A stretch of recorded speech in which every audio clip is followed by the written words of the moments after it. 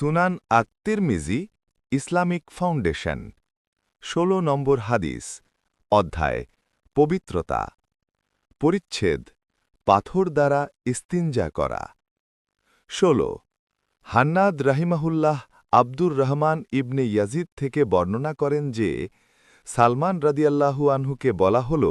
আপনাদের নবী আপনাদের সবকিছুই শিখান এমনকি দেখা যায় ইস্তিনজায় কেমন করে বসতে হবে তাও শিখিয়ে থাকেন সালমান রাদিয়াল্লাহু আনহু বললেন হ্যাঁ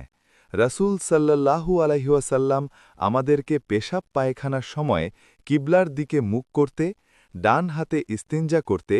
তিনটির কম পাথর দিয়ে ইস্তিনজা করতে এবং পশুর মল ও হাড্ডি দিয়ে ইস্তিনজা করতে নিষেধ করেছেন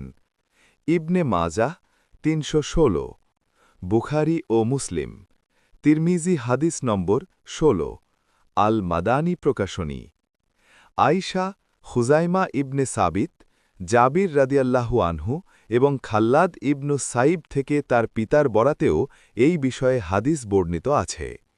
ইমাম আবু ঈসা তিরমিজি রাহিমাহুল্লাহ বলেন এই বিষয়ে সালমান রাদিয়াল্লাহু আনহু বর্ণিত হাদিসটি উত্তম এবং বিশুদ্ধ এ হচ্ছে অধিকাংশ সাহাবি ও তৎপরবর্তী যুগের আলিম ও ফকিহগণের অভিমত